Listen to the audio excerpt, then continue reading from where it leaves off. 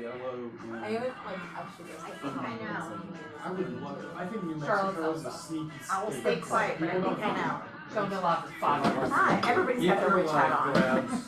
It's like the easiest. You fly to Albuquerque, you can fly to Albuquerque Thursday, or say Wednesday afternoon, stay the night, get up, Oh my God, you look so Santa Fe, shy. Thank you. north. If you got 2 solid days. Oh my God, you look awesome. Y'all should do Wow. And you can go see it. And it's over the weekend too, so it's only a weekend. like ghost finding or whatever it is. See, and we were shopping for Working Hospital, and there was the Ninja Turtles. There's a little dog named Turtle, and it's like, It was gonna be late. Ninja Turtles. yeah, Yeah. no one wanted Dog, to and yeah. turtle. Then no one saw you pull in. But Lily wanted to cycle recall Spider-Man costume, and Luke wanted to Ninja Turtles. And Yeah, every year I just buy the same Elsa My sets. headset won't connect. Plus size and a half bigger. I said, all right, I'll be on What's your daughter? Elsa. From Frozen. Yeah. That's 2 boys. That's the first time I've heard that. Elsa is Elsa. You grew up with 2 boys. So I just quit trying. So I'm Princess Elsa is the first one. We were laughing, ours were 31 to 29, but when they were like 5 or like 6 and 4-year-old was not going to wear a costume. But he How are you?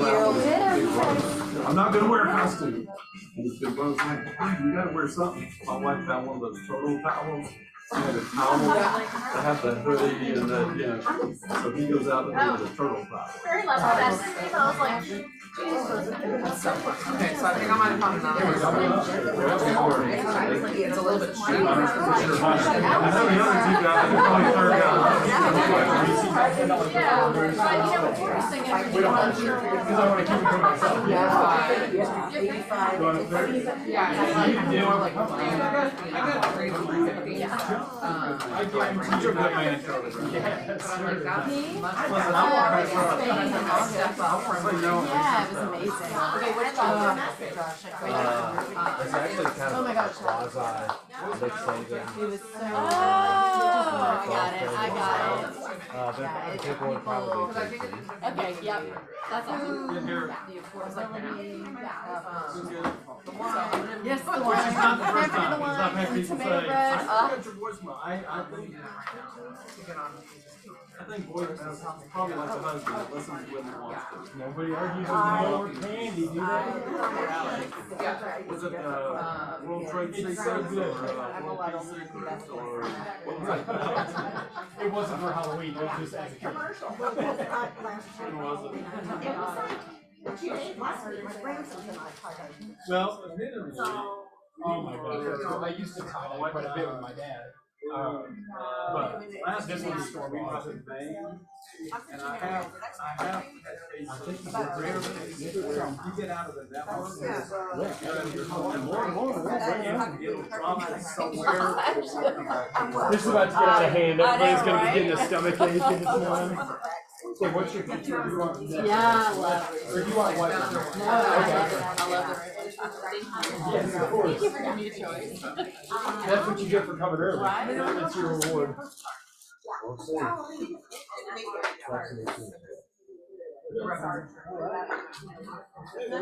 And a couple for Kyle.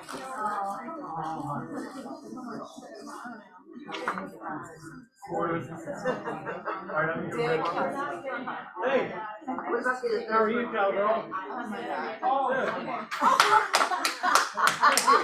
Good idea. Oh my Someone tells me they have winter wardrobe. That's hilarious. You know, I used to always have these. I'm not kidding. That's very cold, right? I've never in this office.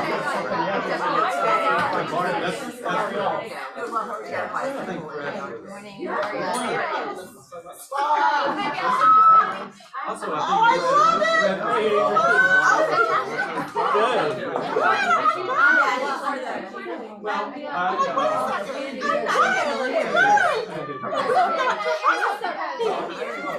So, you would have been proud of me. Jack didn't even have to thank you.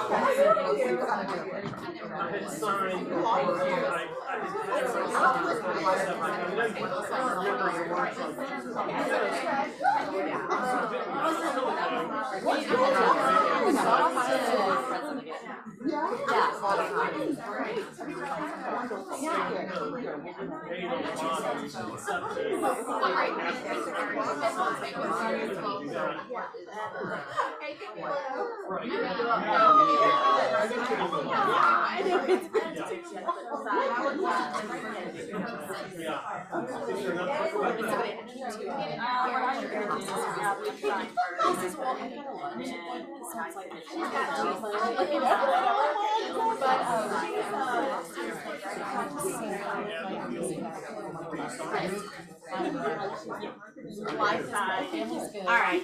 Is it the same way you think when you upload? Alright, but I can't get you to mine. Give a lick, my buddy. Alright, you guys look at me. Alright. But, is it the same? Yes, Download. I got on another time that just like right here, and I forgot, and I got it, and now you know, because I saw, you know what? You can actually have that, you know what I mean, and like. How you doing, John? Man, that looks awesome. You too, man. You're from the Mad Hatter? No. Who are you? Eric still never sent me that.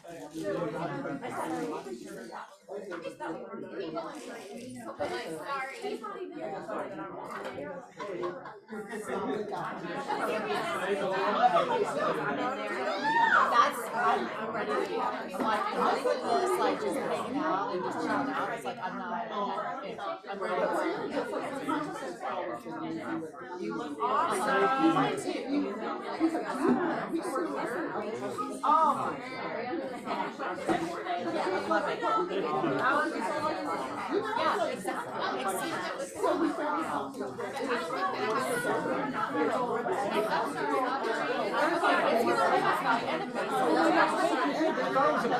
That'll get you started.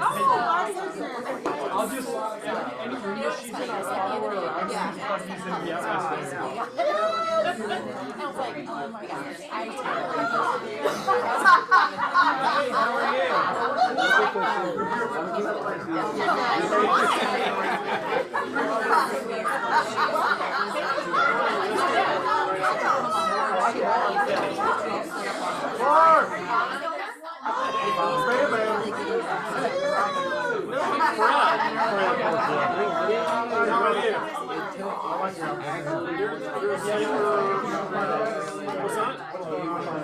So I actually got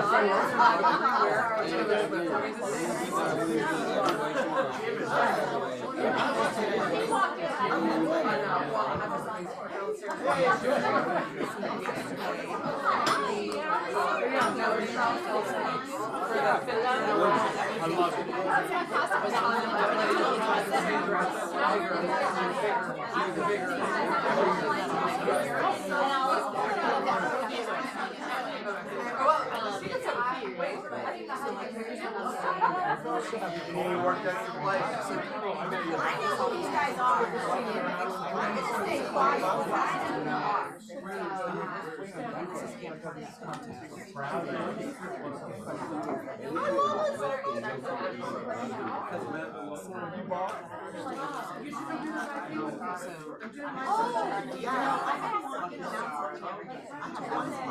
Hi guys, good morning, good morning, good morning. Good morning.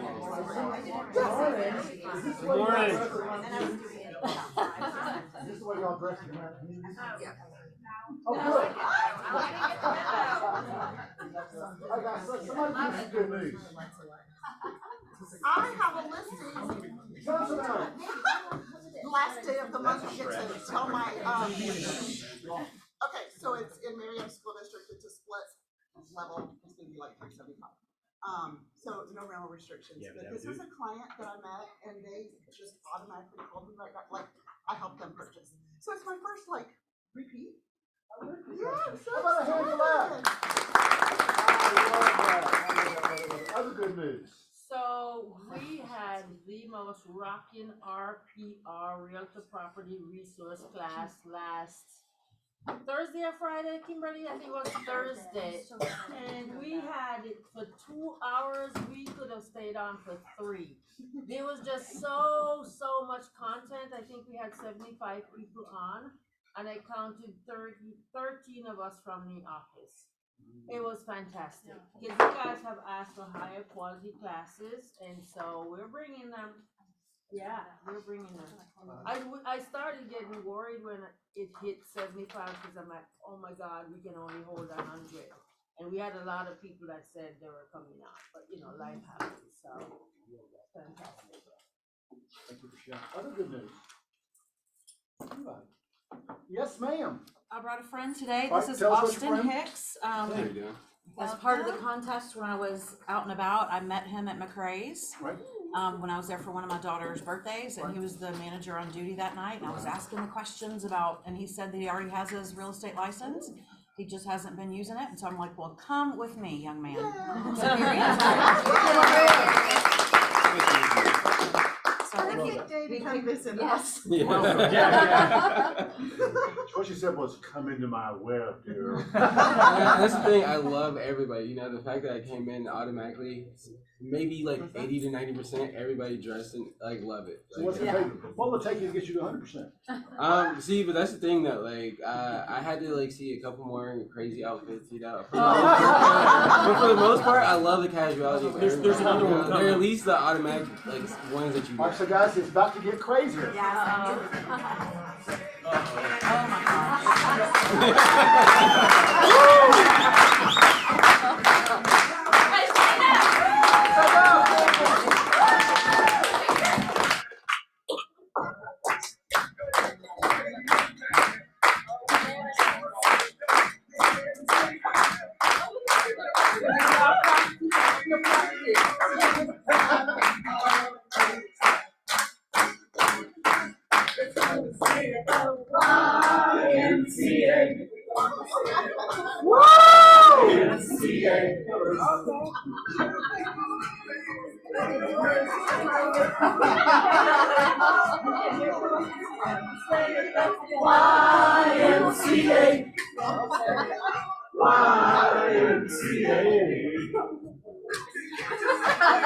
Get your cardio in.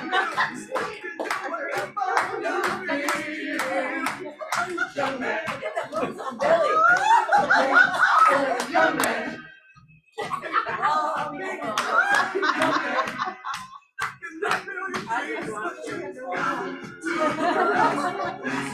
Good luck, baby.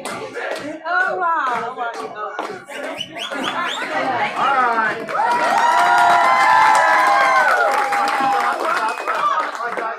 I want everybody to see right here.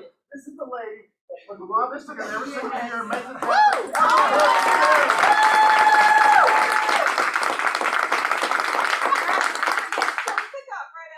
She works at this all year. Well, we went for drinks last night and before I started working on next. Let's give a hand, guys. The whole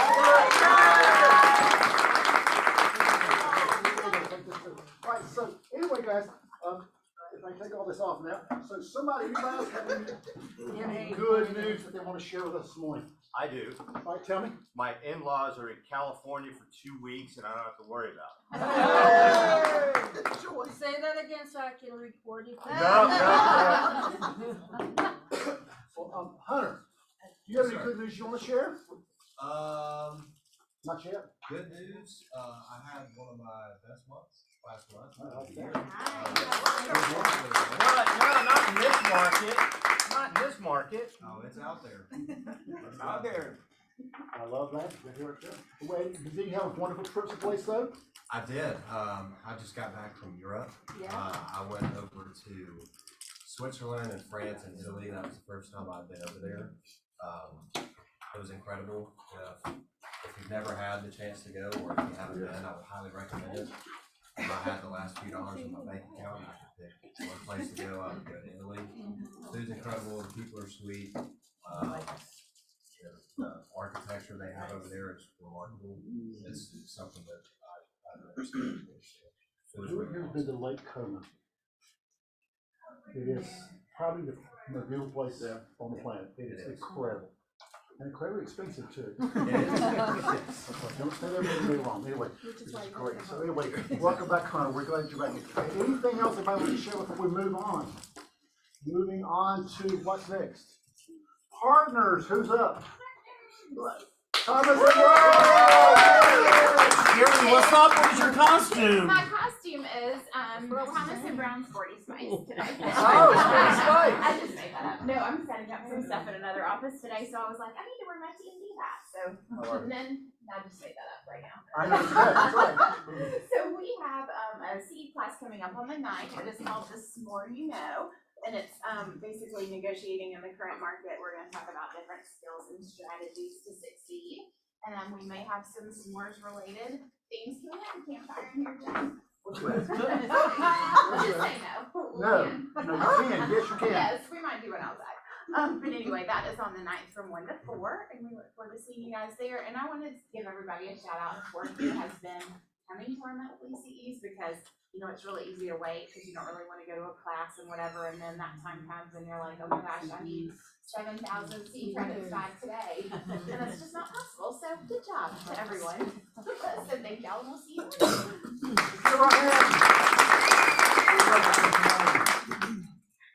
Ready? Come on. Hey. Good morning. Good morning. Hey, by the way, welcome to Hunter, top producer, and we have the honor to be working in this office. The top producer right here. They stop the market, yes, but we're doing the basics. We're going back to basics, and that will keeping the market up for us. So, but thank you to you as well for doing that. And I just want to say something that if you have somebody saying that the rates are too high, what are you gonna say? If they say I'm not gonna buy a home right now, what you said? Is this a good time to buy? Yeah. Yes. Yeah, baby. So please use the witch. Now that's my cue. That's So the cue. I don't have any cool gizmos or gadgets, but I was just gonna tell you anecdotally from something that's been coming across my desk lately is a few times in the past month or two I've seen some low appraisals. And that's just a reality of the market we're in, and that happens from time to time.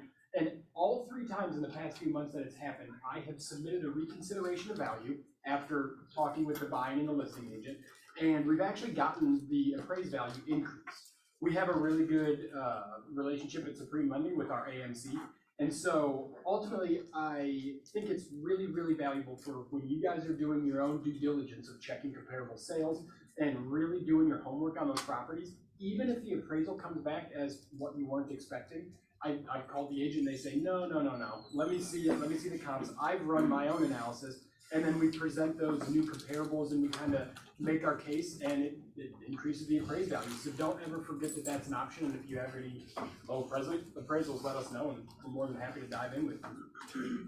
Yeah, definitely, and also this coming Thursday, okay, we have an event in Spanish. Actually, it's gonna be kind of Spanish as well, because we have a Jim right there. He's gonna, use his Spanish skills on this particular item. But right here we call it the ¿Qué pasa con el mercado hispano? What happened with the Hispanic market?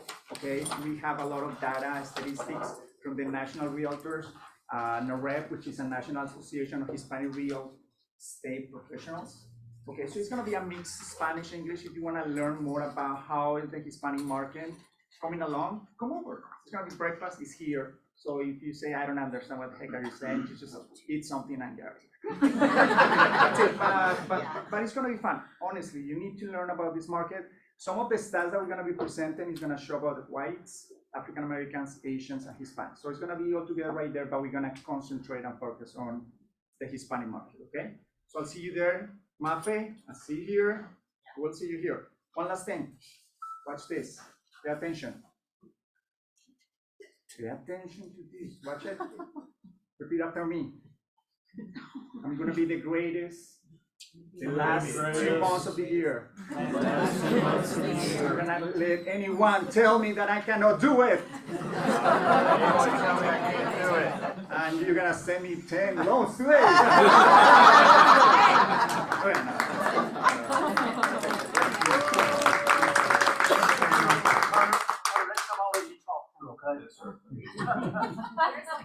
All right, Sharp, come on up. Retention. I need some sharp attention myself. You know it. I get to say it. Yes. You know it's gonna be the best day of your life when the knife guy shows up at your sales meeting? Yes? Yes. Yes, that's what I'm talking about. So, just quick show of hands, how many of you in this room have heard of Cutco knives before? Nice. How many of you own it in your house or give them out as gifts? And keep your hands raised if you've had them for more than 5 years, 10 years, 15 years, 20 years, 300 years. Okay. Nice. So for those who raised their hands, what would you say for those who've never heard of Cutco before? Like, what is the best part about, like, what do you like about it? What do you like about Cutco? Sharpest knife I owned. Sharpest knife you own. First knife I go to in the drawer, unless it's in the dishwasher. First knife, love it. It's the stability. Like the feel of the knife and the stability that you have while cutting. Awesome. Actually makes a difference. And then for those who own it too, like how many times did you use it this past month? Every day. Every day. And the reason why I'm asking this question is because if I can get you a touch, a soft touch every single day for 10, 20, 30 years, is that a win for you? Yes. Right? Like if they could pick up your business card every day, like isn't that a great way to stay top of mind? That's exactly what we do through a client appreciation and giving a closing gift. So I always like to also lead with some stats. And by the way, who in here has never heard of Cutco? Is there anybody in here who's never heard of it before? Okay, so I don't need to like do my demonstration of the penny, right? Oh, you do. Oh, I do? Okay, who has a penny? I promise I'll give it right back to you. Sounds like it'll be coming. I got one right here. There you go. Got one? Perfect. So Cutco's still made in America. Yes. Yeah. Yes. Guaranteed forever, and we still make the U.S. Marines knives. If you've heard of K-Bar before. Yep. Those left-handed scissors? Left-handed and right-handed.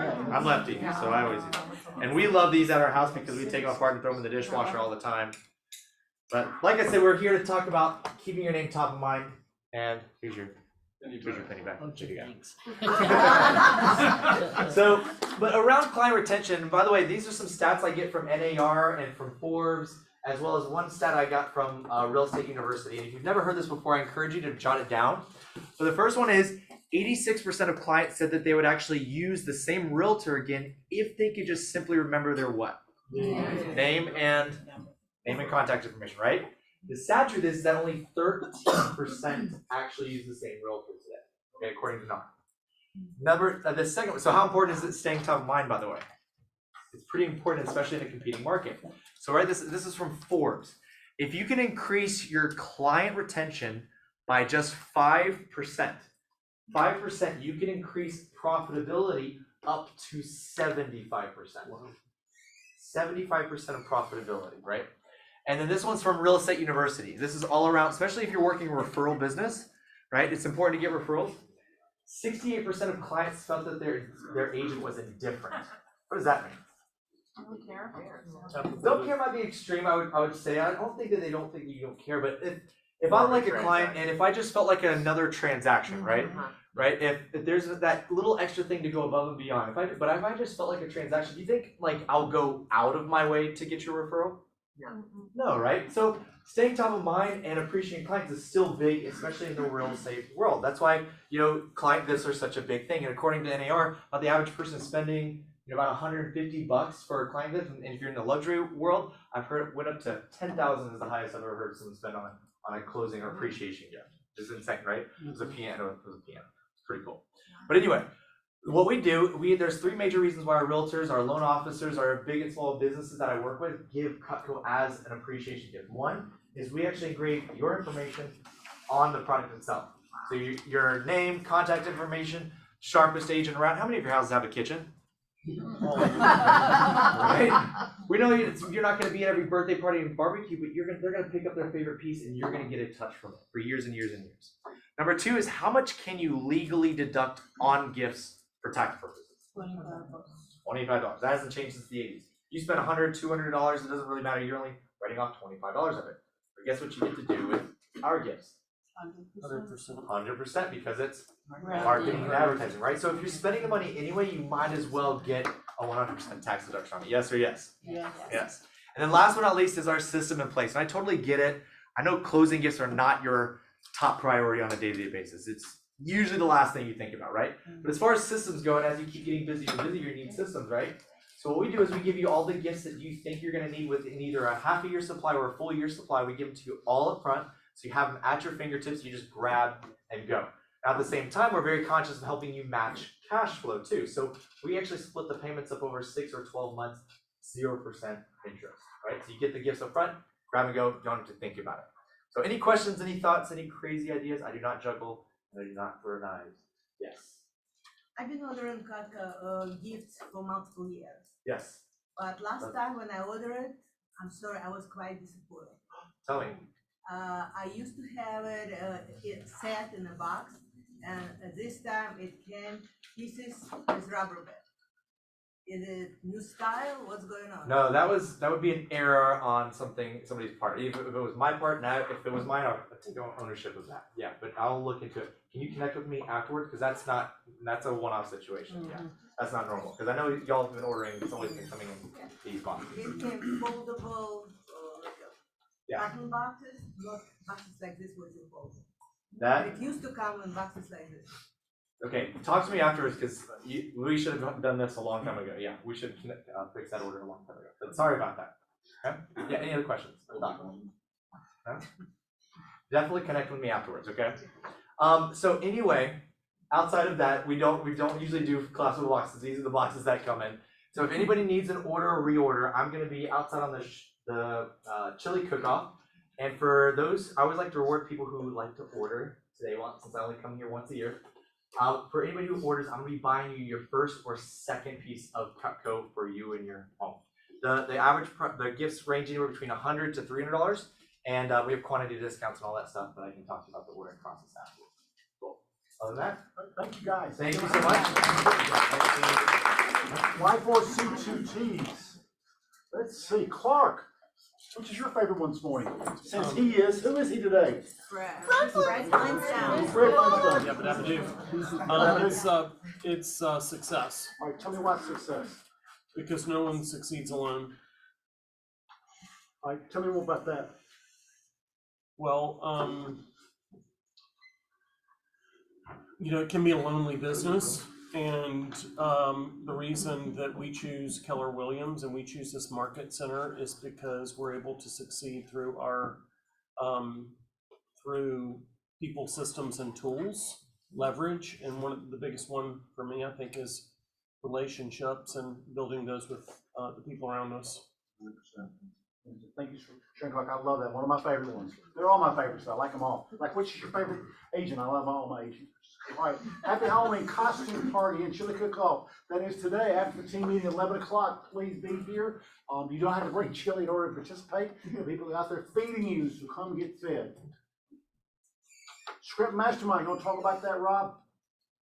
Yes. So Wednesdays, and I got a great recommendation from our man Eric. I haven't gotten back to him yet, but we're going to do some changes on it to make it even better.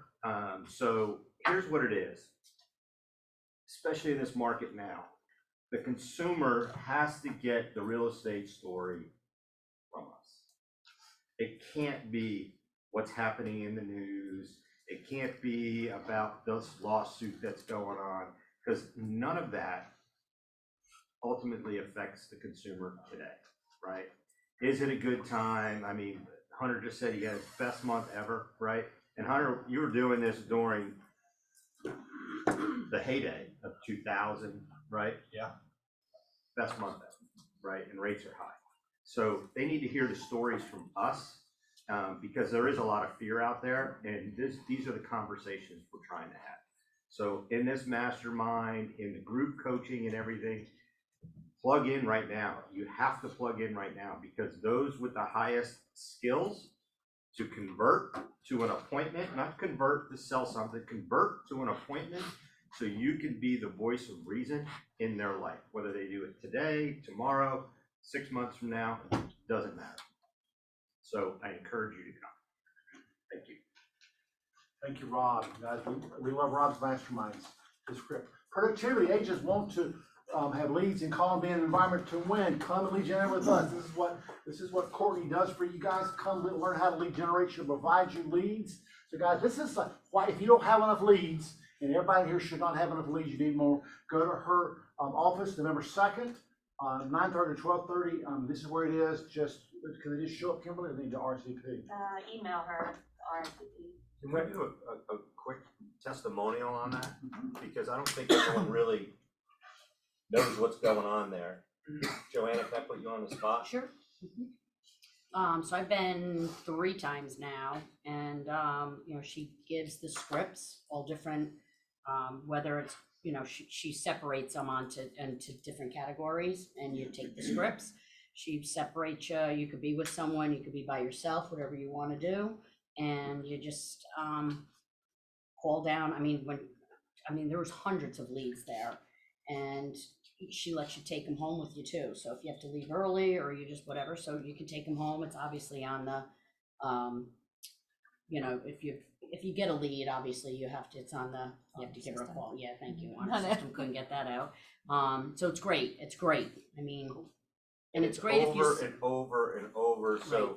Brenda has been so kind to have her room back there. So it's easier to do it when you got someone else there, and someone else can listen and go, oh, wait a minute, you know what you said there? And that's what it's all about. It's building skill over and over and over. Well, Brittany, tell them about what you're doing with your lead generation room, if you don't mind. Yeah, so on Mondays at 10:30 to 11, we do script practice. It's only 30 minutes, but it gives us an opportunity. You can come and bring a script that you want. The whole team is there, so there's multiple people that you can practice with. And sometimes we'll just talk about, okay, we had a situation here, and kind of mastermind around how could we solve it? What's the dialogue that needs to happen? What are the words that the consumer really needs to hear to understand what's happening in the market? So that's every Monday, 10:30 to 11, and it's about somewhere between 3 and 5 of us are there pretty much consistently every week. And you are welcome to join us and come into the room with us, irregardless, I mean, just for a few minutes, and let's all kind of mastermind around that. And then we also have the room open. It's open 24/7, so you can come and use it to lead generate, but we are there, other than on Tuesdays, from 9 to 11. Monday, I am there Monday, Wednesday, Thursday, and Friday. And we've had people from the office just come and lead generate with us. You can call your own database. And we learn from each other and have an opportunity to sort of bounce ideas off of one another.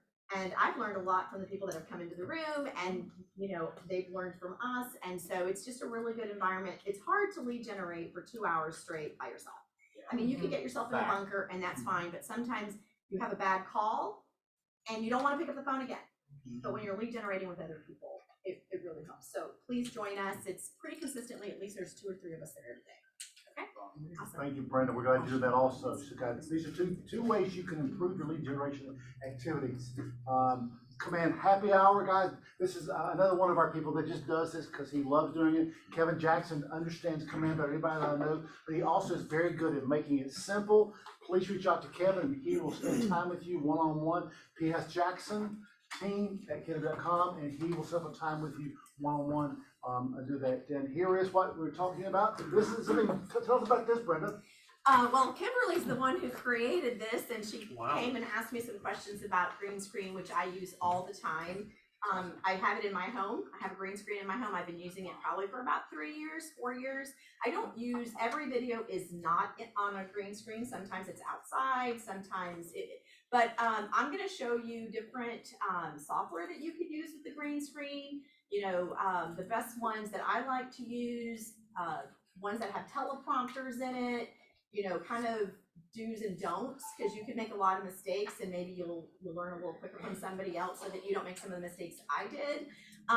But it's gonna be a lot of fun, and we're actually gonna have the screen like, it's gonna be set up, and we'll have like real live, you know, action. We're gonna be doing it here together. So please come and bring your friends. Yeah. Brenda, Any will you all questions about tape that? it to put on our Quan, on our YouTube? For those of us who can't If make you it? don't mind, I'll record it. I don't mind. I do think that it's a little bit harder, because when she asked about the class, I said, I have to have a green screen to teach this. There's really no other way to teach this class. Right. So I don't know how effective it'll be. I mean, you can hear me, but, Maybe you'll offer it again next year if we get a good turnout. yeah, I'm sure we could redo, I mean, yeah, Once absolutely. we learn it, we'll be able to teach Teach other people. Okay. Yeah. But we're gonna have a room dedicated to it. I love the way that, agents officers are pouring in other agents, guys, that's what makes us unique. Guys, so thank you, Brenda and Courtney and everyone else here that does this on a regular basis and gives back to y'all, thank you for that. GPS and 401 Class Talk, Arthur and Johnson, every Friday at 4 p.m. on Zoom. Arthur, you wanna talk about it? I do, so thank you. I like standing up when I talk. So this just started as a, Irene, can you help us with, we have questions, right? So it started in a pivot group, and I think we started around January. Okay. And it was supposed to be a one-time thing where they would jump on a Friday, and I would walk them through GPS and 411. And we've been doing it now consistently, every Friday at 4 p.m. for half an hour. For half an hour, you come with your questions, and I answer them, and I help you create a 411, and you will be amazed at the high-level agents, millionaire real estate agents who just do their thing without a GPS and a 411 that has jumped on and is using it with their whole team. So you guys, every Friday I am there, and it's really, it's national and international. We've had agents from Canada jump on to learn this. So, can I just say something? Yes, quickly. If you've never been with another company, you think this is normal. This is not normal. This is not normal. From Brenda to Courtney to everybody that pours and pours and pours, this is part of our culture. It is not normal. I just want to say that. Thank you for saying that, because we think it is normal. Yes. I remember being at my other company, and we had the training director come once a month to teach in our office. It was on the feng shui of decorating a room. So it's nothing. So, hey guys, this one I don't have to tell you about this. Okay, guys, it's like this is like an amazing man who has incredible talent. He is uber successful, and Quantum Leap is going to talk about your mindset, about having the right mindset. So guys, put this on your calendar. If you go to spend the $30, you'll go, Jim, I'm so glad I did this because it gave me the right mindset for 2024. So guys, please put this on your calendar. Go do this because you will love it. 9 to 4, Gene is amazing. He has not come to Atlanta much. He is a master teacher, master faculty for MAP. So guys, put that on your calendar to show up because it will change the way you see 2024. Who already has signed up for that? I did. I did too. Libby, tell us why you signed up for it, because Libby, you certainly have done it before. No, I've just heard amazing things about it, and the fact that it's one day and $30, I feel like there's no reason not to. You know, even I if like it's terrible, it's $30. It won't be terrible. It will not be terrible. He is not at all terrible in any way. He's fantastic. Guys, I wish y'all could understand about how much of this never happens in most companies. This is another I want you to put on your calendar. 2024 early registration now open for Bold. Start your off strong. Bold will make you do activities that you will not do. It's either 6 or 7 weeks. I think it's 7. First step to Bold, which is free. It's January 18th. I want everyone in this room to be there just to see what this lady's like. This lady is one of the best Bold coaches in the country. I'm happy to get her because the Rawls group gets the best ones, not the guy that's starting off or the girl first time. So put it on your calendars coming up, and you can even make payments on this to where you don't have to pay it all at once. So all at one time. So guys, please put it on your calendar again, January the 18th, 2024. For more information to come. Lessons learned, Rob. All right. So I had an interesting one yesterday. One of our agents called, deal closed in, you're like a plumber. So deal closed in September, right? They got the home inspection done, and he was out right? So he let the other agent, the listing agent, handle getting the people over there to do everything. They got a report, and the buyer just accepted the report, didn't do any due diligence of their own, and it was on a sump pump in the actually an ejector pump in the basement that ejected the waste to go to the septic system. What do you think happened?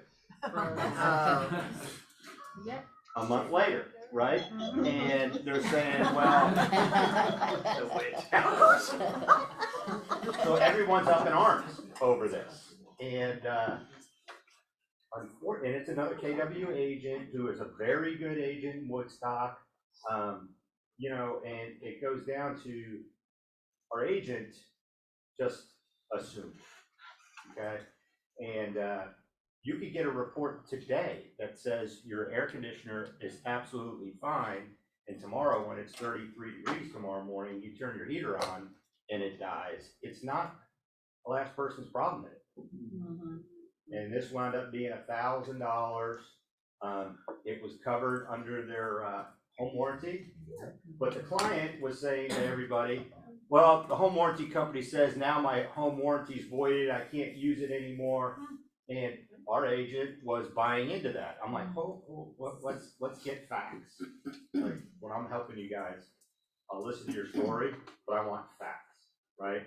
And I was like, who's the home warranty with?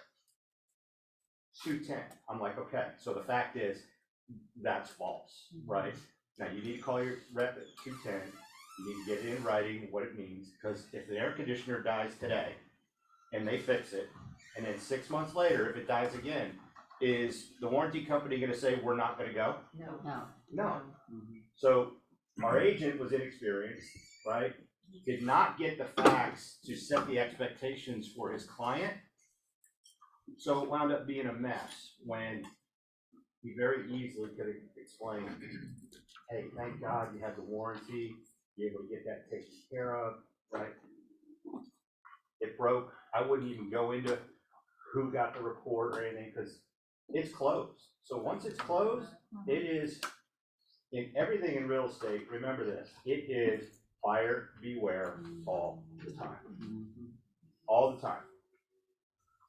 That's why you have due diligence. So when you put a quick 3-day due diligence, if they can't get the deal, I would already have that thing written out to extend.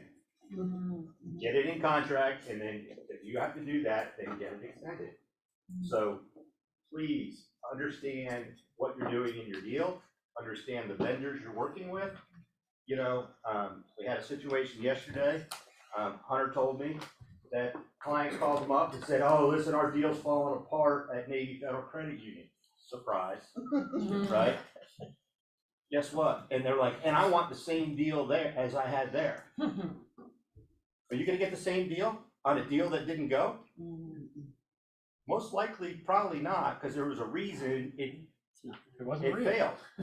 So, you know, Hunter was like, listen, I'm gonna get you the best deal, and I'm gonna get you closed.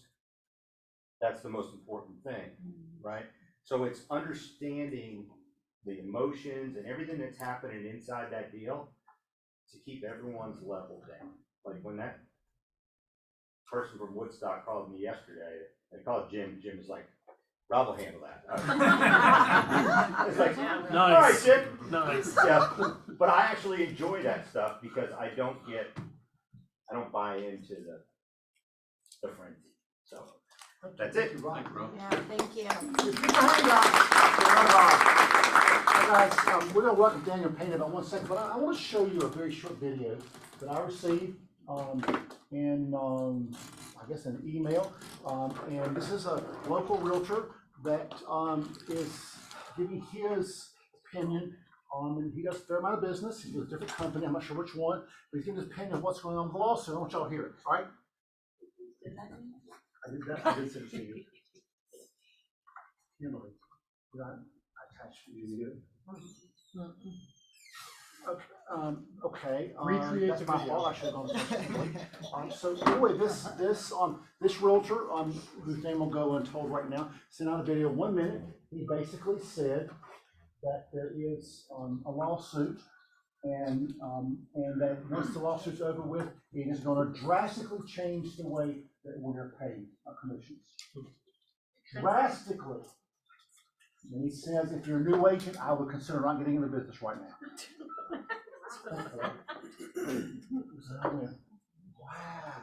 Wow.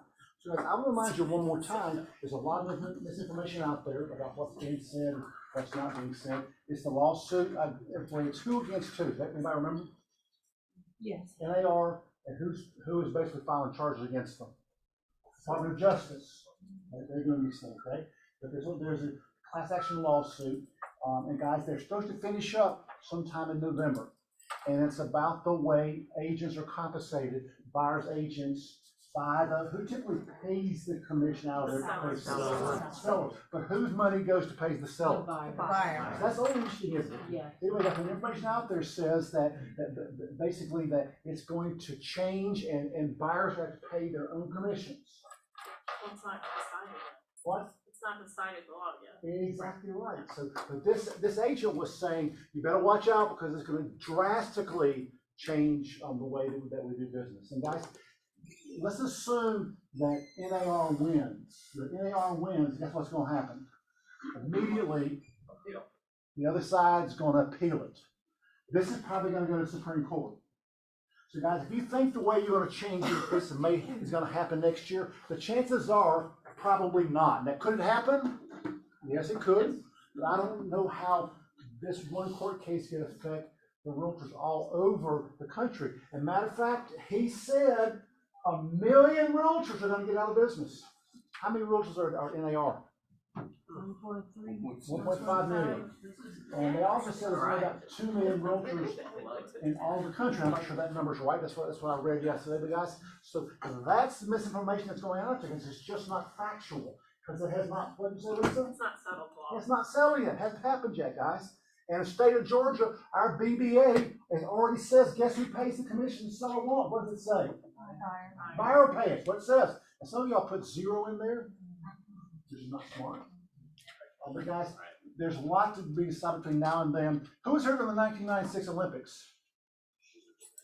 Remember what they said? You will not be able to drive in Atlanta during Atlanta. How many people drove in Atlanta during 1996? I was 8. Exactly. Thanks for reminding me about that. I was not 8. I was a small child. Don't buy into the hype that all of a sudden DOJ is going to win this lawsuit and realtors are going to go in their corners and do nothing. What is the largest trade organization in the whole United States? Largest trade organization? In the whole United States, largest one. And they are. Anyway, guys.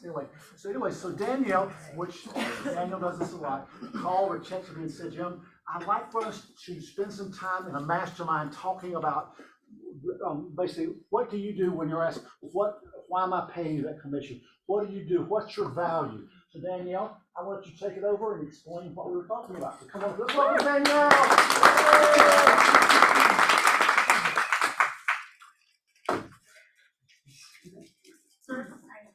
Public speaking, so I don't really want to. You got this. Okay. Come on, Danielle. If it's a small group, no problem, but, okay, so for my, buyers, I do buyer consults like every time. I don't go show houses unless I've done a buyer consult first. The only time that might be an exception is if they're a past client and they're just like, hey, we're ready to go buy a house, well, then that's a little bit different story. But so for all my buyers, I do a buyer's consultation and I have a home buyer's guide that I give them.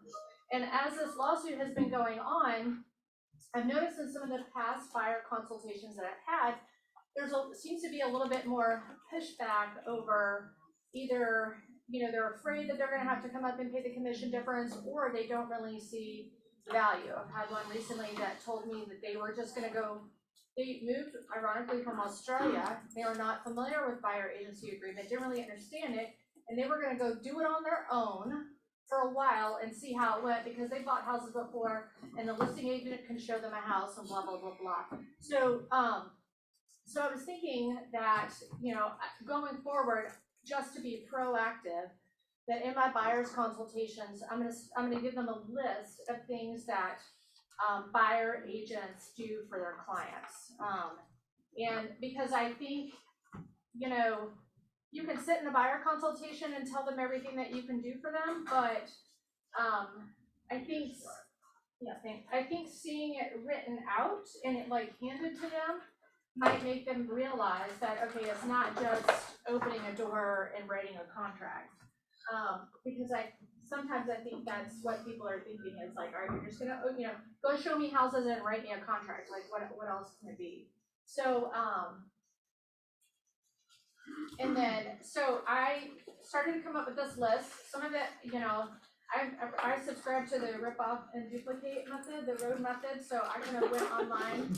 Yeah, and I feel like not many original ideas, but so I went online and kind of, we're seeing, there's people that have put this stuff out there in other states, so some of this doesn't apply to us. But then I was thinking, all right, I need to write down a list and I'm gonna hand it, and then also tailor it to Georgia, since we're a buyer beware state. I think that's, a lot of people coming from other states don't realize what that is, and it's important that you explain to them. How long have you been in the business? 1.5 years. 7.5 years. So the one thing I'll say that I think everybody in this room should do, have a buyer consultation. Not, oh, let's go open doors. Because when you do that, there's zero value. Yeah. Number one, buyer consultation. Yeah, I feel like if you're not getting them in the office, you're not gonna have a chance to discuss your value add. And if you're showing them a house, I mean, they can push a button online on Zillow or Redfin and they'll have 10 agents call them, and then you can go show a house. So to them, they're kind of like, well, I mean, I've had one person that I met at TCB's call back in May who knew a past client and is looking to buy, but like, it's like pulling teeth to get into the office. And they keep saying, well, can we do it on Zoom? And I'm like, no, like, I mean, that's not how to say it, but I mean, I'm trying to explain to them that really, there's things that we can't do over Zoom, we've got to get in the office. So for 5 months, so they're finally coming in this Saturday. So, For the second appointment. no, this is, I met them at TCB's call. So they're coming in for the first time, but, because I feel like, so this is they're gonna be like the first people that I give this list to, so it'll be like test case. But anyway, so I broke it down into like pre-home search, and then home search, and then post-contract. So I figure it might be good for people to shout out, like pre-home search, like what would you, I mean, everybody can just shout it out or whatever, like what you think that or what you do. I mean, I feel like you have to list everything. I don't even care. Like the very first thing on the list is like schedule a time to meet the buyers, right? So, and then I have prepare the buyer's guide in the presentation. I mean, I've already got that done, but, and then I have them meet the buyers and discuss goals. Anybody else want to throw some stuff? I don't want to just give them Who's all out, they? but like, what? Who's they? You have them meet the buyers. I didn't say, I don't think Oh, I I'm said sorry. that. No, that's right. Meet buyers and discuss goals. Okay. Yeah. Anybody else? And pre-qualified, we need to know what their budget is. They need to know right up front. Yeah, so like I do have, the next one I have is like discuss different types of financing, so. Cause to me, I don't care if they're pre-approved when I meet them, I would actually prefer them not be pre-approved. But if they are, great, but I would wanna know who their lender is. Go in here before they take a buyer out, get the BVA signed. Before you take them out, get the BVA signed. Okay? Who has them pre-qualified before you put them in your car? You get one freebie. You get what? I gave you one freebie. All right? On the pre-qual or the BBA? There's Well- a difference. I mean, they should be done, but, cause I'll give you one free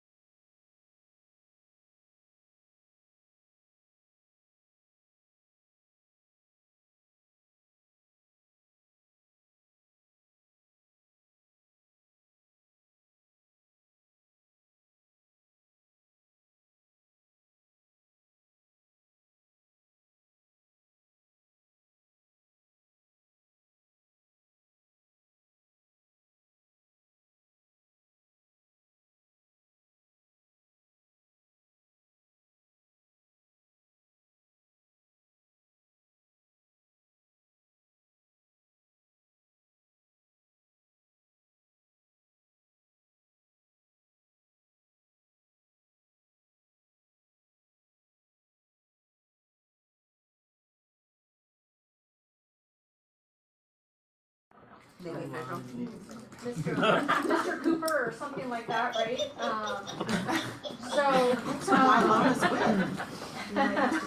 And then I explained the current market conditions, right? I mean, you have to talk about what's going on in the market. Explain Keller Williams' value, and then my value. I mean, that's your. Anybody else want to throw out anything? I mean, I had a long list. Rob was not a teacher. Hey, Danielle. Yeah. I think it's really important to have this together on the shelf, ready to go. And so you begin with the end in mind, and once you have all this together, you put a stack of them on your shelf for buyers. You pick up a buyer, you grab it off, you make the appointment, grab it off the shelf, and it's ready to go. Same with your list. Yeah, I have pre-printed copies of my buyer consultations, so this will, I mean, I kind of already have this done like pre, I also have on the listing side too. So once I get it finalized, I'll have printed copies, so anytime I go to a consult, I usually keep them in my bag anyway. But yeah, so then, like discuss earnest money, you know, these are just kind of things. It's not necessarily in particular order. I think it's important to discuss the buyer beware state, right? The Georgia buyer beware state. Because really, how to say this? Like when I was in sales previously, when we were talking about competitors or something going on, we would throw out FUD. Like I don't know if anybody knows what that term is, but it's fear, uncertainty, and doubt, right? So I like to. I mean, I feel like buyers should be fearful because they should, because, you know, if they're trying to buy a house in Georgia with a buyer beware state, I mean, they really don't know what they don't know. So I think the point is you kind of have to put a little fear in them and some uncertainty and doubt, and because that's your value, right? It's to help the buyers. Yeah. I was gonna say, along with what you're writing, setting their expectations on what they're gonna spend for inspections and appraisal and all that. Yeah. Because then what if it doesn't go, if it doesn't go, the cost of it. And I do think that they underestimate that because I'll tell them, you're gonna probably spend at least $1,000.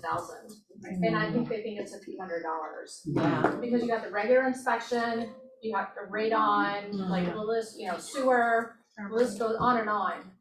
And I think you don't ever wanna tell them what they should inspect. Because I think that sets you up for liability. So don't tell them you just need a regular inspection.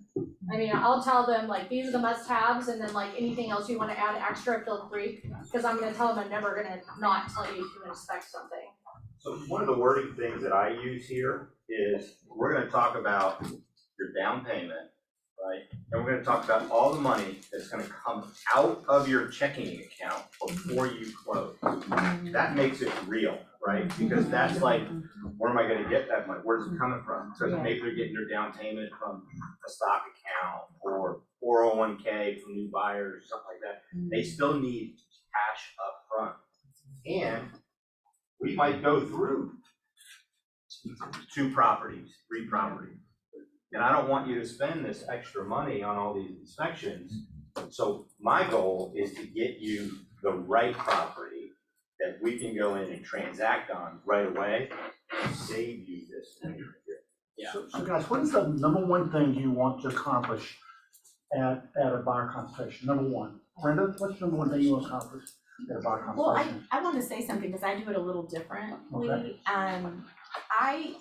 And there's no right or wrong. I agree, there's not. Everybody does it the way they feel best and most comfortable. But I do want them pre-qualified before I do a buyer consult, because I think when you're talking to them about down payment and earnest money, you really don't know their situation. The lender may say hey, based on your credit score, you could do X, or based on, you know, this, you're gonna need X. And when they come to the appointment, they have this information readily available, and then I can speak to them intelligently about what's it gonna take on earnest money, what it's gonna, you know, so they have, I think that, and I don't know this, I was a lender for a really long time, and so I like to stay in my lane, you know, and people used to always say, hey, now that you're a lender and you're doing real estate, are you gonna like pre-qualify your people? And I'm like, heck no, I don't wanna pre-qualify them, you know, I don't do any of that. So I actually tell them that, you know, they want it, and I don't tell them to use a specific lender, sorry guys. I say to them, if you have a lender that you trust, that you've been doing business with before, great. you know, who is it? And then if they don't, and they have recommendations, then I usually give them 2 or 3. But I like to have all of that out so that when I'm speaking with them, I'm talking about the value. I don't want, if I say something about down payment and then they talk to you and it's different, I just feel like it's changed so much. So anyway, that's the only thing I would do different. I think this is really good. Of course, the most important thing is to make sure that we've got rapport. And so my whole goal, of course, is to show my value, but to build the rapport where they know, trust, and like me and want to, and feel like I'm the best friend to help them. So that's the goal for the buyer consult for me, because if I can gain their trust, then I think it's a true partnership. But anyway, but yes, we talk about all of these things, you know, goals and, you know, buyer's guide. Building trust and rapport so that we can be a partnership. Which leads to the getting the BDA signed. Absolutely, Yeah, absolutely. absolutely. Which And that's like, Chris, you. Yeah, mine is super quick. Mine is to gain their motivation. Yeah. So a lot of the conversation is surrounded around what exactly are you looking to do? Because once you tell me what you're looking to do, we can reverse engineer the process, and that's very close to what she was saying. You have the money, you have a certain amount that you are looking to pay per month, right? And you're looking to have to happen in a certain time. Fantastic. We can actually make this happen, and it, in my experience, it is a high trust factor, because it's not, do you like me, do I like you? It's, oh, you can get it done. And I do motivation on the phone. Yeah. I don't do motivation when I Me too, meet with them. On the phone. I do it on the phone, Yeah. before we meet. Yeah. For me, I feel like a lot of times you get first-time home buyers that don't even know the process. So I feel like if I'm telling them that they've got to get pre-approved first before I ever meet them, they may not even know why they need to do that, or if they're not gonna buy for 3 months. I just want to get them in front of Right, me. it's everybody does it different. Yeah, if I feel like if they're in front of me, then when they do get pre-approved, which should be the next step, then I'm gonna be their agent. Because I've had people who've signed a BBA and they're not ready to buy for 6 months, and they'll sign a BBA for a long time and they're in the process, but I'm staying in touch with them. So I don't mean this is about the face-to-face.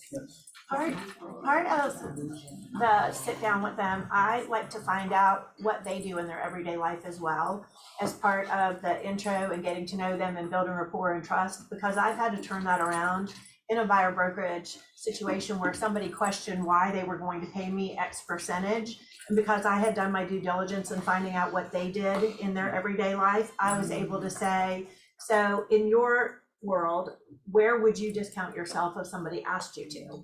And at that point, they said, there was like crickets. And then they were like, so what are you saying? And I said, I just want to know where you would discount your services to your clients, because I don't discount my services. That is just it's just how I do things. Do you want me not to take you to look at houses? Do you want me not to negotiate? Do you want me not to represent you during inspection? I had a whole list of these things. And at that point, they were like, we're gonna pay you the 3%. But by knowing what they did, they were in the tech industry. I was able to kind of turn it around and ask them what they would discount in their world to their clients. Anybody else? Yeah. Okay, all right, sorry. I was finished. Okay, so I've got, explain buyer and seller agency. Do you want me to go down this list? I don't have to write them down, I can say them out loud, because I figure I can send this out. I'm not gonna write them all down. I Yeah. think these are the Yeah, I mean, majors. like, I just think it's important to have a list, because if you give these people this list, they might be like, wow, right? Because even as I was typing it out, I was like, this is a long list. Explain buyer and seller agency, and talk about home inspections and the types of home inspections, which will go to the cost. Explain the school district effect on values, right? I mean, you know, and he's called somebody to be like, I want under 500 in a house in Walton, and I'm like, all right, you know, so you have to kind of talk about that. Learn the buyer's goals and discuss, right? That's review market stats, right? I always come with market stats to my buyer's consults. Talk about the negotiated aspects of an offer. I even talk about market conditions and like multiple offer situations. If that is what's going on the market, you have to educate them, right? Because they hear in the market that the market is depressed and home prices should be going down, and depending on where you are in Atlanta, that's not the case, right?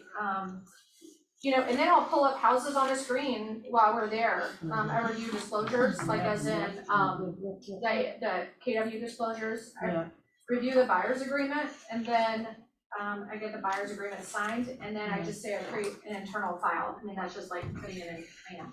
But it's still a step, right? I mean, that's just in a pre-home search, that's before we ever get started.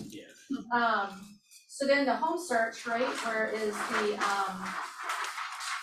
so before I do the home search, this is when I make sure that I have their pre-approval, right? Because I'm not gonna show houses if I don't have the pre-approval.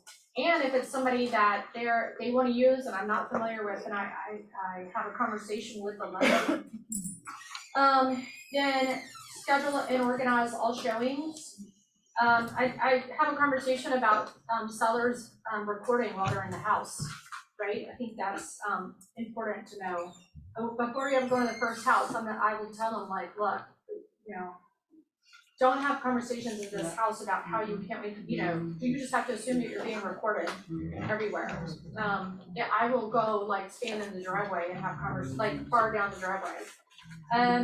You know, this is part of your value add. Actually, in the pre-home search, you need to talk about off-market properties, I think, but I didn't put that in there, but I may need to.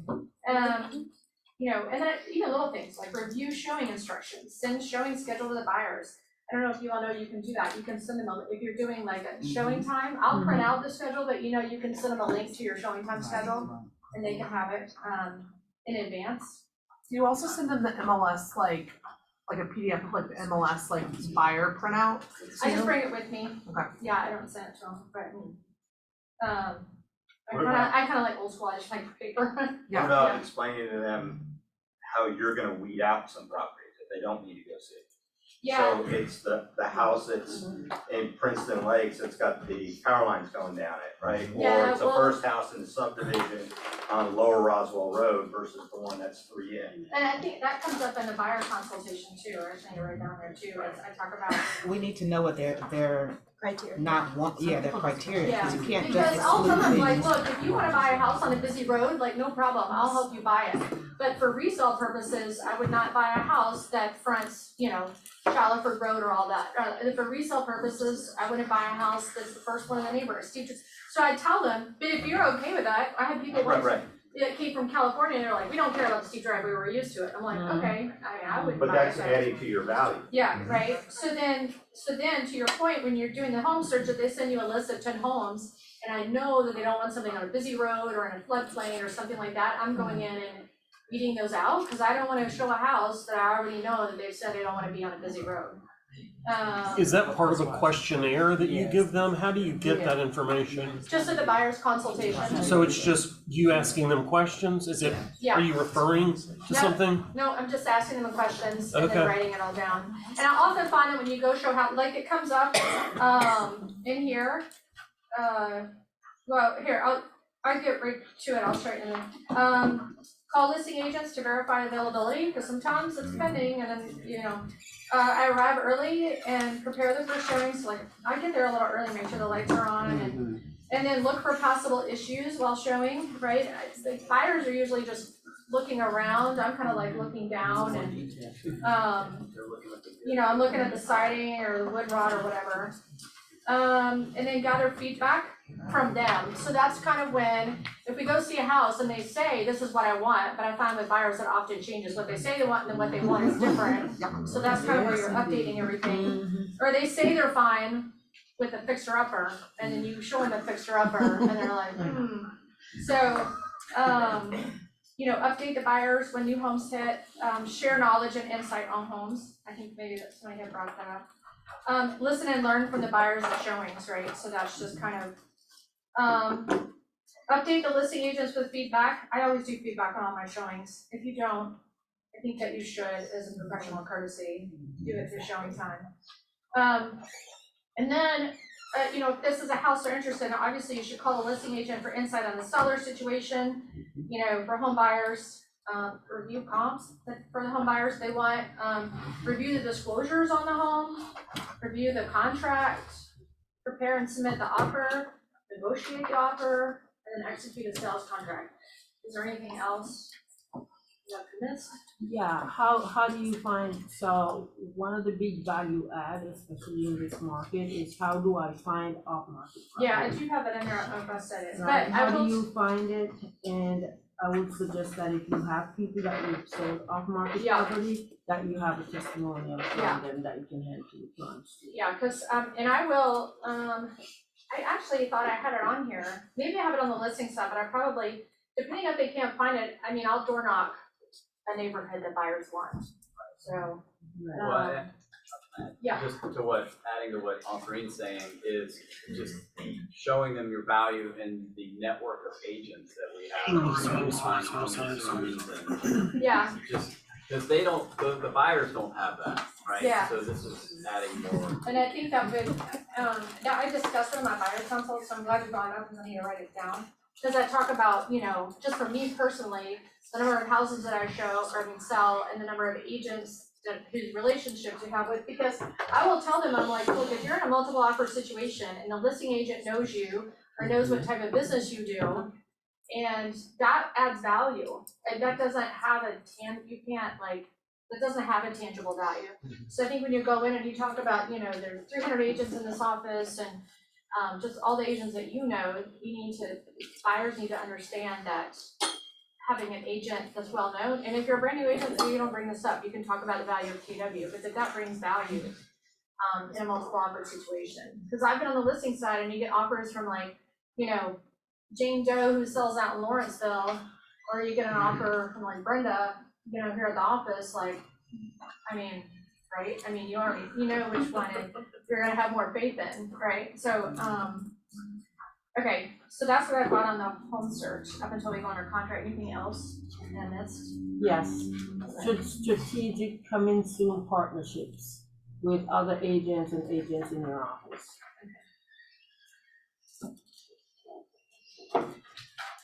Well, and how do you show your value with coming soons now, since they're all on Zillow?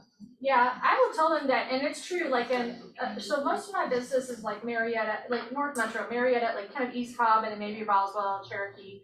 But I mean, houses straight off market, and you do hear about them, and so. Before they go. Before they come soon. Yeah. Before they're coming Before they're coming soon. You will Yeah. hear about them from agents if you have great relationships. Yeah, with and I do show houses that aren't off market, because you can call agent, and you hear about them, or like in mastermind group, or some of the Facebook groups they may not be familiar with, so I think you just have to bring that, I mean, does it happen that often? No, but it does happen, and I will tell them, if you don't have an agent that has their pulse on the pulse of the market, it's definitely not gonna happen. Well, how many people in this room right now know 2 properties that you know you're gonna list in the next 3 to 4 months? Yeah. Mm-hmm. That's off market. Mm-hmm. Yeah. Well, and who has the most listings in our market? And so that's the value right there. We work with KW, we have the market share, so we know about more listings. I said yes today. Which office do you think has the most amount of listings year to date? All Keller Williams offices. Quan does. They're the most. And guys, we had 40 or 50 more lists than anybody else did. By the end of the month, we had about 75 or 80. And why is that? We focus on what? There's a reason why. What you focus on, expand. Say one more time, what you focus on, expand. Thank you. I know Facebook groups. 2,000 agents are in the Ross Facebook group. You'd be surprised when you throw a I need out on there, who calls you to say what they have coming up. So that would be in the console girls. Yes. Gotta show the power of community. Yeah. What about compliance and ethics with it being off market? Because I've been in that situation and was told it can only be through our office, our market center. Well, so the one, okay, the 2 things. Somebody can correct me. Sometimes they're just the ones that aren't with an agent, you know, that you can buy directly from the seller, so irrelevant. Gotcha, okay. Irrelevant. Yes, but, I mean, not that anybody might accept it, but if there's coming soon status in MLS, you can put in a blind offer on a house too. Or if you know of a coming soon, you can put in a blind offer, because then you're not violating the rules that you've shown the property. So we just sold our personal house, it was in coming soon status. An agent came in with an out-of-town buyer and they wrote a blind offer. Normally I wouldn't even give it a thought, but it was well above list, as is, like 9-day close. She didn't care, she was desperate, she needed to get in the school district. And my husband and I were like, all right, you know, So so, in that scenario, once you're in contract, yeah, then they came they in. can come and look. Yeah, but she never saw it till after closing. Wow. Her agent Wow. videotaped it during the inspection. So it was like 3 days due diligence, I wasn't going on the market till next week, so I didn't really have anything to lose. I mean, could I maybe have sold it for more in the market? Maybe, but gosh, it was so easy, and it was so fast, and it stayed, it was nothing, so, I mean, we sold it. So I, you know, I mean, they have to present a blind offer So just no anyway, showings. yeah, I mean, okay, so under post-contract, so some of this stuff, right, I just write, even if you have contracts to close, I just write it down on a list, because your contract to close person's probably gonna do a lot of it anyway, but regardless, it's something that gets done. So as easy as like confirming all signatures and initials are there, you'd be surprised what gets forgotten, right? Send the contract to the lender, send the contract to the closing attorney, recommend inspectors to the buyers, coordinate the inspections, send the earnest money instructions, send contract deadlines to buyers. Whether or not you do this or not, you write it down, meet inspector of the property, that doesn't always happen, but I'll put it in there. You know, review the home inspection with the buyers, discuss the repair issues and concerns, refer trustworthy contractors, negotiate inspection objections, draft an amendment for repairs or for money, whatever. You know, check in with the lender for updates, confirm appraisal. Why don't you pass? No, draft, I'm just going brain dead. Yeah, I'm just reading them out. You don't have to write- Thank you. You don't have to write them down, just read them out. Just in the interest of time, right, I'm just reading them out. Check in with the lender for the updates, confirm appraisal is within the deadlines, assuming you have an appraisal contingency or an appraisal, but, you know. Battle. Yeah. Got you. Yeah, you know, They don't sign them right away. negotiate any appraisal issues, right, I mean, Yes. yeah. Can I throw something in here, please? Yeah. If you're advising a buyer, whether your lender requires it or not, spend the money and get a survey done. Old surveys cannot be used. Right. Yeah. Lines blurred, do not use a plat survey. I'm on an HOA right now. And there are people who are saying, well, we have the original subdivision plat. That is not a survey. Yeah, but here's the one issue on that. On the, yeah, so the turnaround time for survey companies within a due diligence period. Then find another survey and extend it, because if you get in a property dispute, find another surveyor. This is a big city. Yeah. Find another survey. If you do anything else, you can get what they call a boundary you get a boundary survey. Yeah. I'm just telling you, it Yeah, is. you bring up a good point, because I actually started recommending that to my, and the reason for me, I kind of had like an aha moment like last year, when we were looking to buy a house, I won't give temporary occupancy, period, it's like a deal breaker for me. So there was a house that we wanted to buy, and the sellers wanted 60 days temporary occupancy because they were building a house. I was like, you know, like, who knows if that'll get done. So the winning agent, they were giving temporary occupancy. But the winning agent knew that I was the losing agent because they used our offer. So she called me after she went under contract. So we were having all these conversations. I was like, I don't really care, we can get the house. Like, I'll tell you whatever you want. So later, they get through all the inspections, and it was like 3 or 4 days before closing. And the listing agent called me, and she was like, are you all still interested? And by this time, we were already on contract for a new house, and I told my husband, I was like, So I called the buyer's agent, and I was like, what happened? And she said that they had ordered a rush survey. The buyer's agent was the buyer. They had ordered a rush survey because she just wanted a survey. And it turns out the neighbor's driveway and their fence, it was like on this property. And so they were, so there was, Downtown Russell area. no, it's right here in East Tom. It was in Northampton. And so it was like all on their property. So they went back to them, so there was an encroachment issue or whatever. So they were going back to the seller and saying like, you're either going to fix it and get it fixed, or I want $30,000 off, or I'm gonna terminate. And I guess because that's not a clear title issue, right? So the buyer would have been within their rights. So I was like, wow, so even though it wasn't in the due diligence, the survey mattered in that situation because the neighbor's stuff was all on their property. And here's what you can do. Is you can be sure to ask for your due diligence documents. For example, in my neighborhood, there are two now property owners, and one of the property owners is a senior partner with Arnold Golden and Gregory. So he is firing off lawyered up emails because he's now said his neighbor who claims that he's done over $500,000 in renovations. Most of it is internal inside the house, but there's a pool area that the owner basically tore down his fence and da-da-da-da. My point being is, if you can get it, ask for it, or ask for it to see if you can get it. But, you know, once all the dust settles, and again, the lenders here are smarter than this because they know what they can't, what they have and, you know, what they have and can get by without. It's just, it can create. I get to swim in the low end. I think they wrote up an easement agreement or encouragement agreement, I don't remember, but they wrote up an agreement that was gonna go on title. And so the buyer was like, I don't know what it was like 30 or 40 grand off the price. And so they were like, so the listing agent was just making it seem like, you know, it was no big deal, but I really knew what was going on the back end. And so I'm like, you know, that would have been an issue, they would have had to disclose that, okay. Quick question, commercial, is it true y'all don't use VDAs? Brook Streets? Oh, we do, but a lot of commercial agents will not get one executed before they go out, but we. Y'all do that? Yeah. But y'all, I heard at one point, is that commercial side, y'all don't use VDAs? Sometimes it depends, because it depends on the client. You might be working with a developer, and there's language that can be written into the contract. There's different ways to do it, because ethically, you have to disclose by law.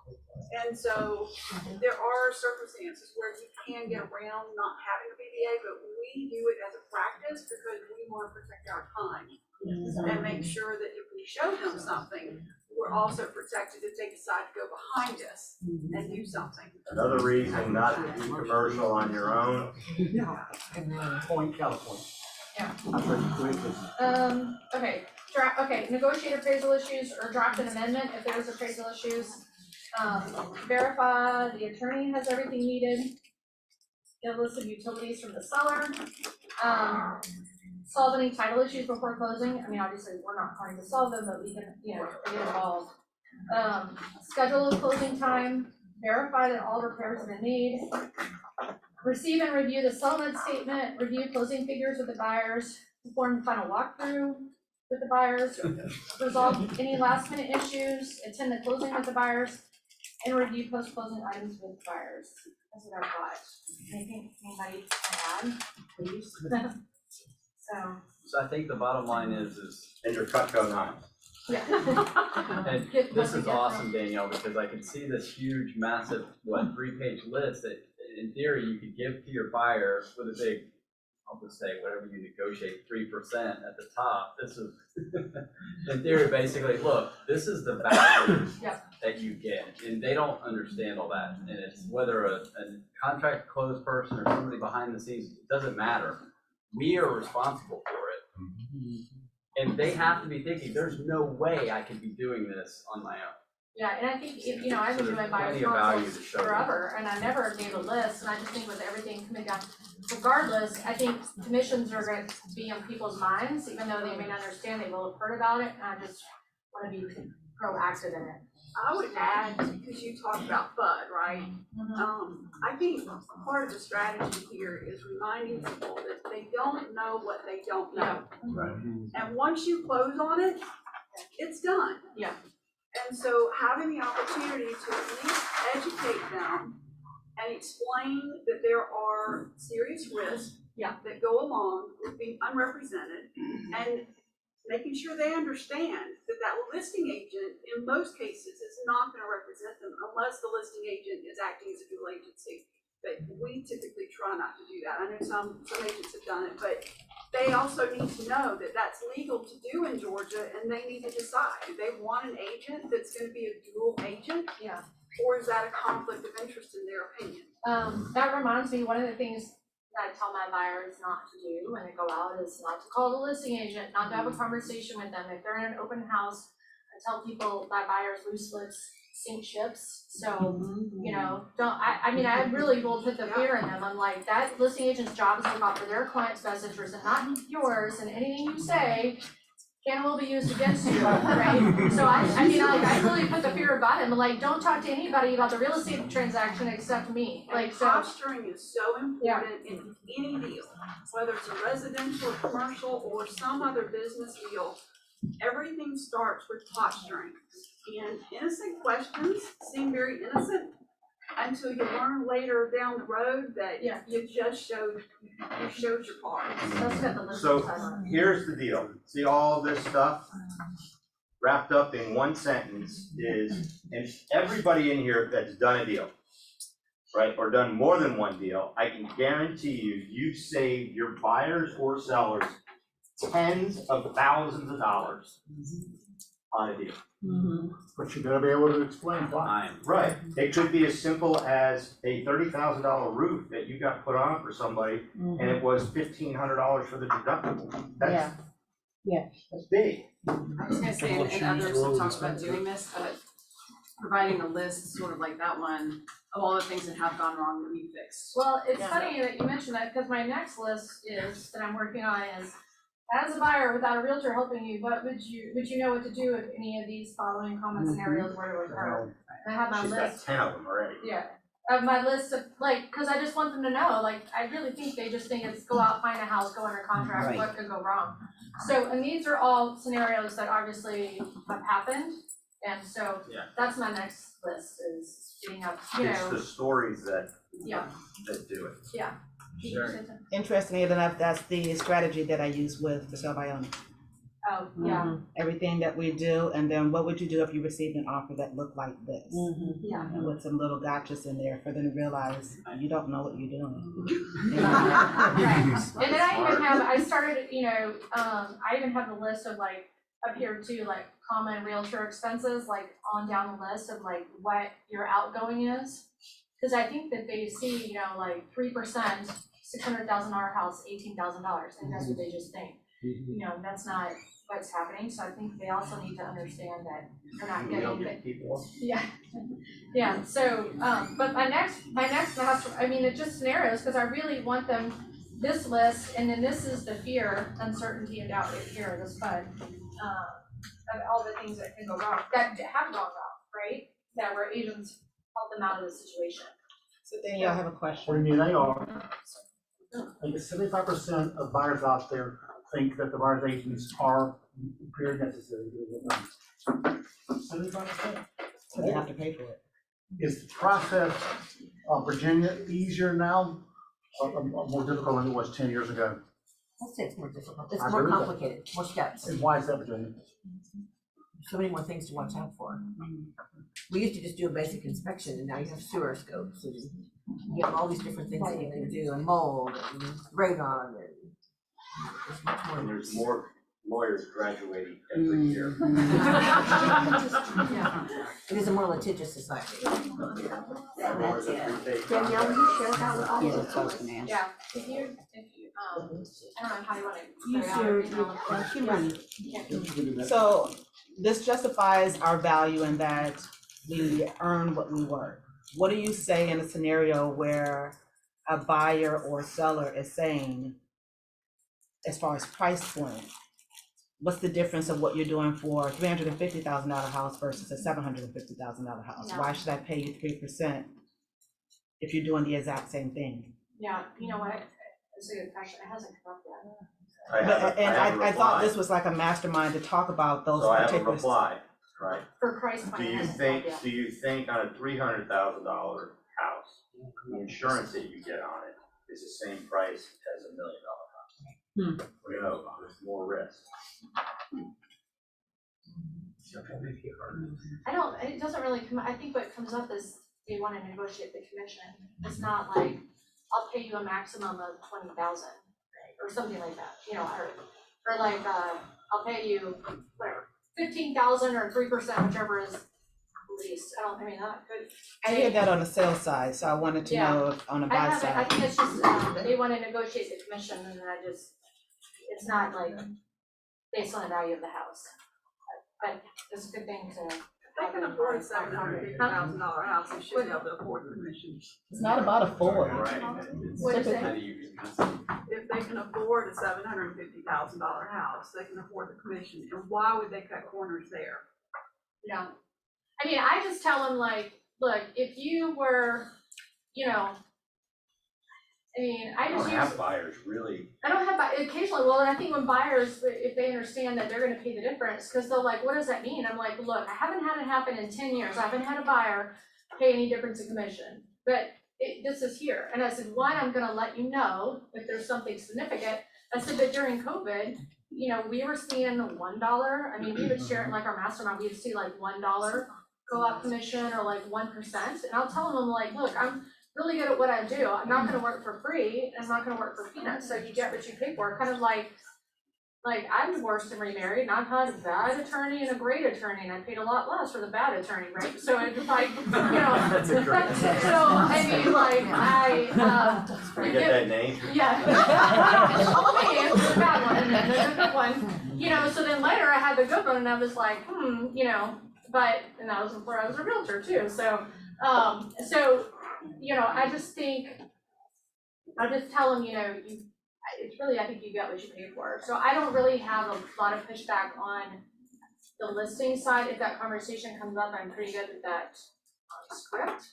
But I think everything in the news, people might start to, the sellers might start to question why they need to pay the buyer's agent. And we can go over some of this tomorrow in script class.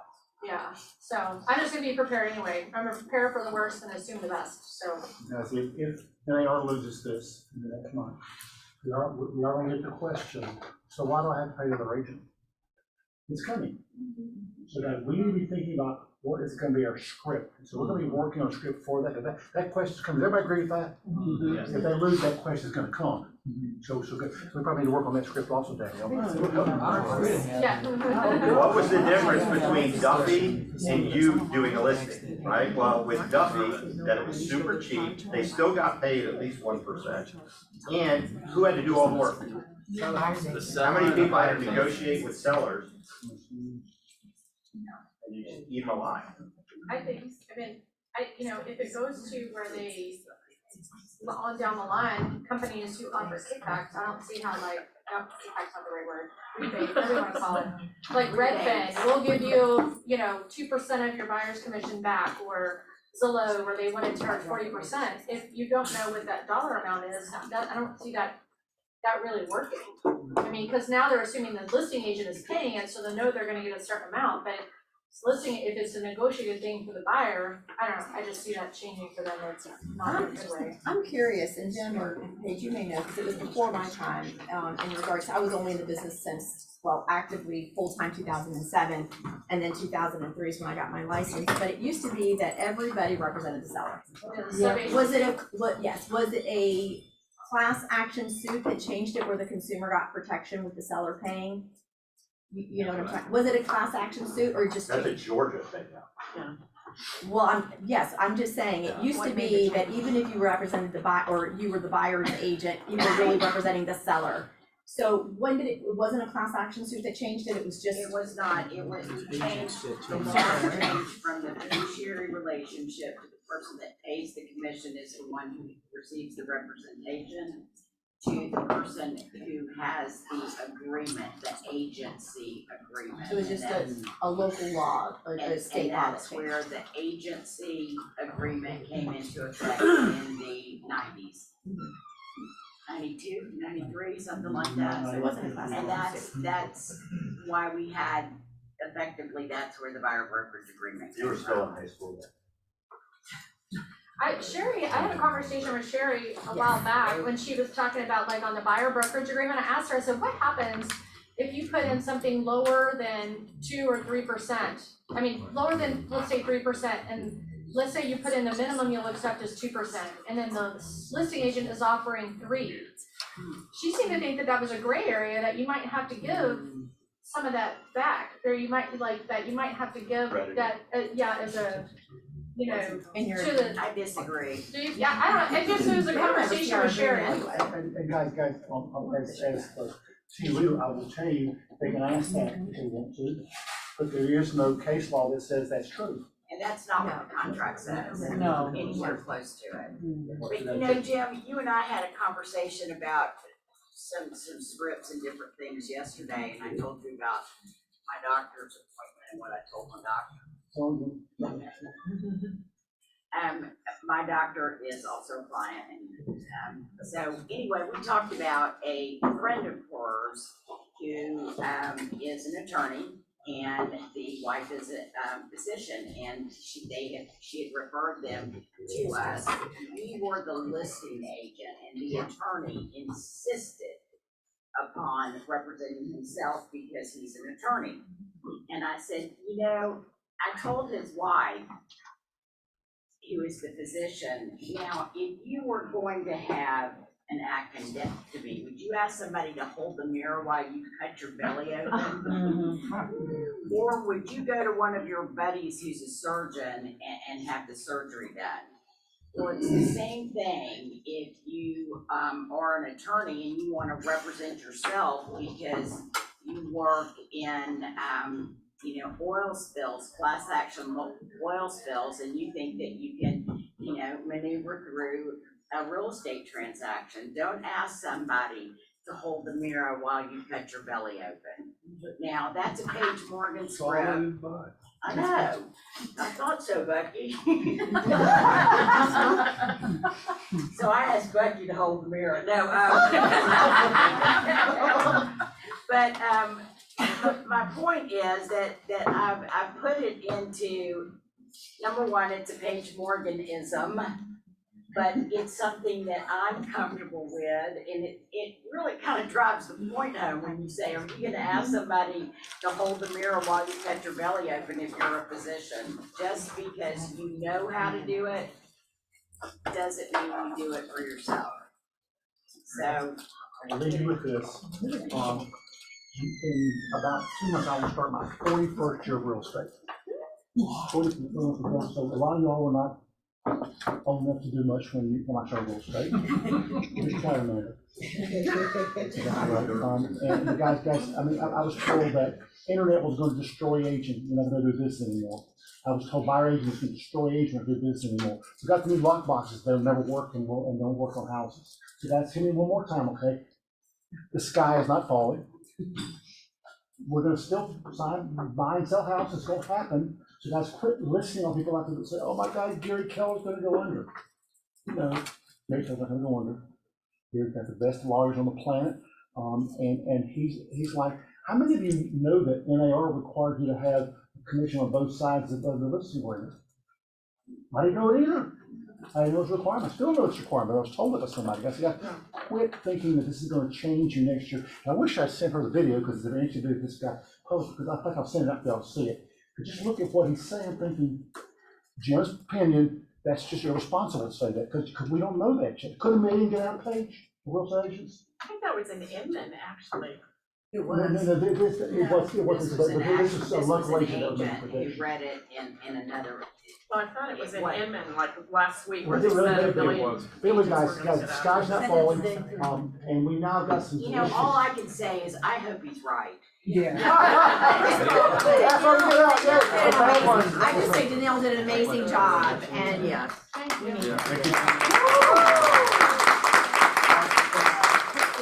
I'm gonna get in trouble for this, y'all know. I'm gonna welcome Lisa back to our TV.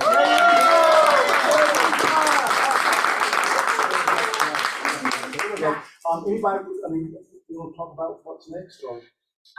You're competing, you can go ahead and set up in the hallway.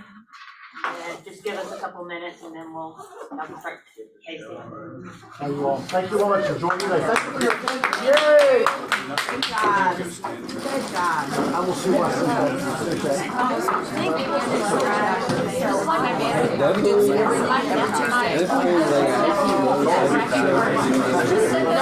you.